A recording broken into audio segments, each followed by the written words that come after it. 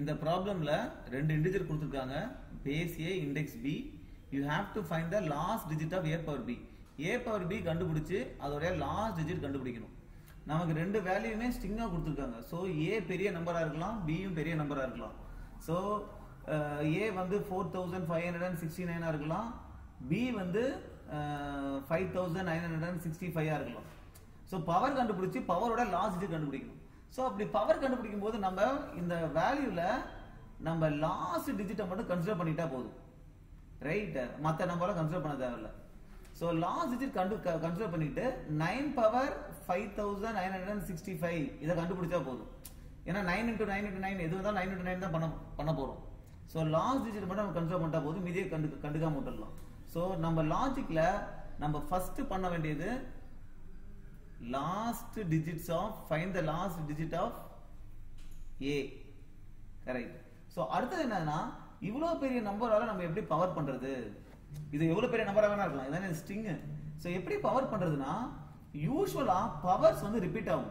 இப்ப 9 பவர்ஸ் பாத்தீங்கன்னா 9 பவர்ஸ் வந்து 9 ones are 9, அப்புறம் வந்து 9 ஸ்கொயர் வந்து பாத்தீங்கன்னா last digit 9 to 9 81. So last digit 1 வரும்.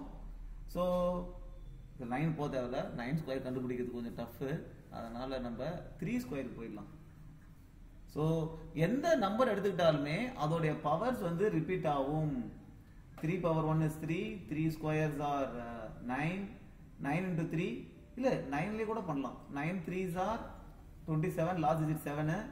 இது கூட 3 மல்டிப்ளை பண்ண 21, லாஸ்ட் டிஜிட் 1. அதுக்கப்புறம் 1 into 3 3. சோ இதுக்கப்புறம் பாத்தீங்கன்னா திருப்பி 3 9 7 1, அப்புறம் திருப்பி 3 9 7 1. சோ இது அப்படியே ரிப்பீட் ஆயிட்டே இருக்கும் every 4 times. அப்ப இது வந்து 3 power 3, இது 3 power 4, இது 3 power 5, இது 3 power 6, 3 power 7, 3 இது 1 வந்து 3 power 8. சோ நம்ம பவர் கண்டுபிடிக்கும் போது நம்ம 3 power 8 கண்டுபிடிக்கிறதுக்கு பதிலா 3 power 4 கண்டுபிடிச்சா போதும். ஏன்னா ரெண்டுமே சேம் லாஸ்ட் டிஜிட். 3 power 7 கண்டுபிடிக்கிறதுக்கு பதிலா 3 power 3 கண்டுபிடிச்சா போதும். ஓகே, சோ நமக்கு ஈஸியா முடிஞ்சிடும். இந்த வேல்யூ மட்டும் நம்ம கண்டுபிடிச்சா போதும். சோ அதுக்கு என்ன பண்றோம்னா பவர் இருக்குல்ல, பவர் வேல்யூவை அதாவது b வேல்யூவை mod 4 பண்ணிக்கிறோம்.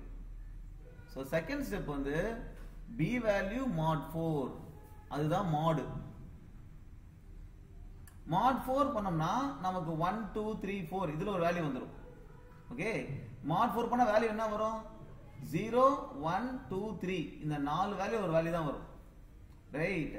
சோ 3 இப்ப 5 வந்து mod 4 பண்ணோம் அப்படின்னா நமக்கு வர்றது 1. சோ 3 power 5 கண்டுபிடிக்க போல 3 power 1 கண்டுபிடிச்சா போதும், கரெக்ட்? சோ அதே மாதிரி 0 வருது, 3 power 8 னா 8 modulo 4 0.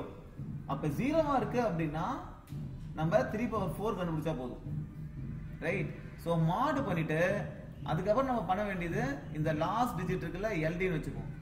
LD பவர் mod கண்டுபிடிக்கணும், ரைட்? இது வந்து பவர்னு வெச்சுப்போம். இப்ப இந்த பவரோட லாஸ்ட் டிஜிட்டை கண்டுபிடிக்கணும். மாடுலோ 10 பண்ணா லாஸ்ட் டிஜிட் வந்துரும். இதை நம்ம ரிட்டர்ன் பண்ணிட்டு போயிடலாம். சோ இவ்வளவுதான் லாஜிக், ரைட்? சோ இதுக்கு என்ன கோடுனா லாஸ்ட் டிஜிட் ஆஃப் a கண்டுபிடிக்கணும். அது எப்படி கண்டுபிடிக்கிறது?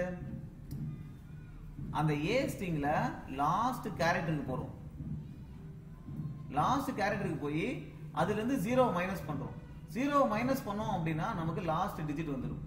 ஃபார் எக்ஸாம்பிள் 0 உடைய ASCII வேல்யூ வந்து 40, 1 உடைய ASCII வேல்யூ 41, ஓகே, 2 உடைய ASCII வேல்யூ 42 அப்படினு ஒரு அஸ்யூம் பண்ணிப்போம். 3 உடைய ASCII வேல்யூ 43. இப்போ நமக்கு 3 வேணும் அப்படின்னா கேரக்டர் 3 வந்து ASCII வேல்யூ 43 மைனஸ் 0 உடைய ASCII வேல்யூ பண்ணோம் அப்படின்னா 43 மைனஸ் 43 கிடைச்சிரும். சோ நமக்கு நம்பர் வந்துருது, ரைட்? இப்ப b வேல்யூ வந்து anything to the power 0 is 1.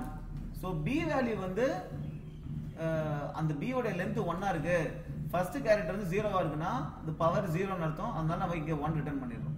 இது ஒரு எட்ஜ் கேஸ் ஹேண்டில் பண்ணிரோம், ரைட்? இப்போ லாஸ்ட் டிஜிட் எடுத்தாச்சு. அப்புறம் b modulo 4 பண்ணனும். b modulo 4 பண்றதுக்கு தான் இந்த கோட், ரைட்? இது என்ன பண்ணுது? சிம்பிள். நம்ம வந்து ஒரு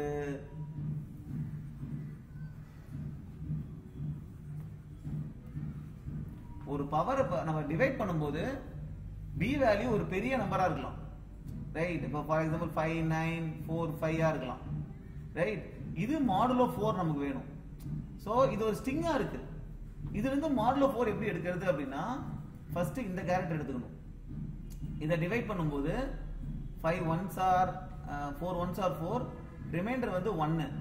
இந்த 1 வந்து இந்த 19ஓட ஆட் பண்ணணும். சோ எப்படி ஆட் பண்றது? அந்த ரிமைண்டரை 10 ஆல மல்டிப்ளை பண்ணி அதுக்கப்புறம் இந்த கேரக்டரோட ஆட் பண்ணணும், ரைட்? இந்த 9 ஆட் பண்ணா நமக்கு 19 வந்துரும். அப்புறம் 19 4 ஆல டிவைட் பண்ணா 4 டைம்ஸ் 16, ரிமைண்டர் வந்து 3. அப்ப 3 10 ஆல மல்டிப்ளை பண்ணிட்டு அப்புறம் இந்த 4 ஓட ஆட் பண்ணோம்னா 34 வந்துரும். அப்புறம் 34 அடிச்சோம் அப்படின்னா 8 டைம்ஸ் 32, ரிமைண்டர் வந்து 2. 25 அடிச்சோம் அப்படின்னா 6 டைம்ஸ் 24, ரிமைண்டர் 1. ஃபைனலா ரிமைண்டர் 1. ஓகே, சோ இப்படி தான் இந்த லாஜிக்கை தான் நான் இங்கே இப்படி எழுதியிருக்கேன். சோ மாடுன்னு ஒன்று வச்சிருக்கேன். நமக்கு என்ன ரிமைண்டர் வருதோ அந்த ரிமைண்டரை 10 ஆல மல்டிப்ளை பண்ணிட்டு அது கூட அடுத்த வர கேரக்டரை ஆட் பண்ணணும். அதை திருப்பி 4 ஆல மாட் பண்ணிக்கிறேன். என்ன ரிமைண்டர் வருதோ அது திருப்பி மாட்லயே ஸ்டோர் பண்ணிட்டேன். அதை திருப்பி 10 ஆல மல்டிப்ளை பண்ணி அடுத்த டிஜிட்டோட ஆட் பண்றேன். திருப்பி வர ரிமைண்டரை மாட்லயே ஸ்டோர் பண்றேன்.